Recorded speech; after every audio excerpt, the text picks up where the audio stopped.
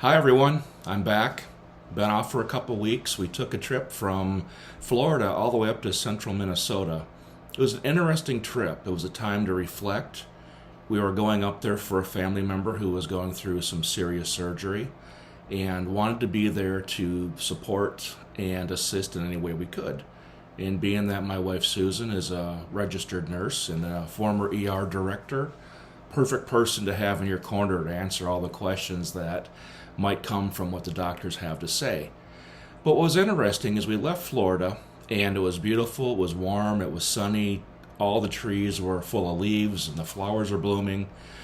And as we made our way north and we got up into northern Arkansas into southern Missouri, the trees started to show life. There was green on them, but they weren't fully developed yet, and temperatures certainly got cooler.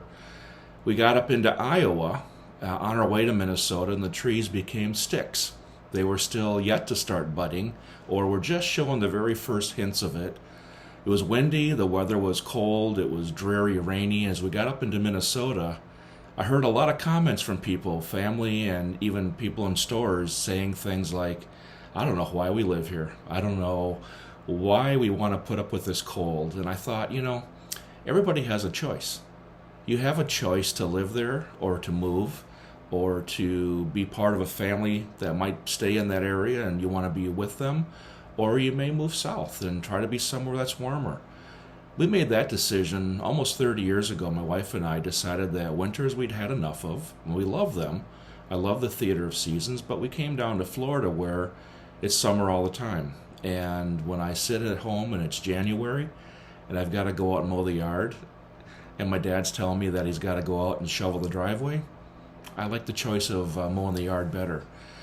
But one of the things I want to talk about today is there's a law that I want to touch on, the law of cause and effect, law of polarity. Some people have different terms for it. And basically it's you reap what you sow. What you put in is what you get back out. And I want to really think about that and think about how you apply that into your life. It was interesting just driving up through the fields, and as we got through Missouri and Arkansas, the farmers were out, they were tilling up the land, and they were planting seeds, and you could see that they were preparing for their growing season. And what they plant in a few months will be what they sow. And it's the same thing when you look at ourselves, our health.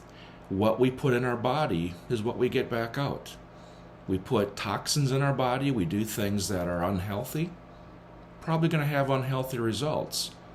Conversely, if we eat healthy, we work out, we put good things into our body, vitamins, we're going to have better results, hopefully a much longer life.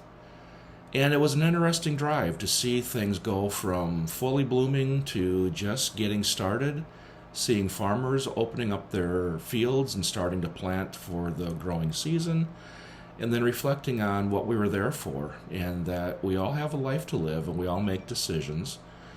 But really it's the cause of law and effect, and we've got to stop and take a look at what we do, why we do it, how we do it, and what the results are we're getting from it. Whether you're tired of the cold and you want to live somewhere warm, you have that choice. You can make that decision. Whether you're ill and you want to be healthy, you can make that choice. You have that decision. Whether you want to grow and plan for the future or live in the moment and roll the dice, again, we have those decisions to make. But I love the drive. I love getting out into the country. We took some of the back roads. We didn't stay on the interstate for much of the drive. It was fun to see areas that are less traveled. From the interstate, you see what you see on the interstate. The back roads are small towns, stop at small restaurants or gas stations, and it was just a much nicer, smoother, and more pleasant way to travel, at least for Susan and I. But I do want you to think about that. Think about the cause of law and effect. Think about what you're doing in your life. If you're doing things that are causing you issues, you may need to stop doing that. If you aren't doing enough things that are giving you positive results, you may want to start doing that. You have the choice. You make the decisions. You decide your destiny. Make it a great day.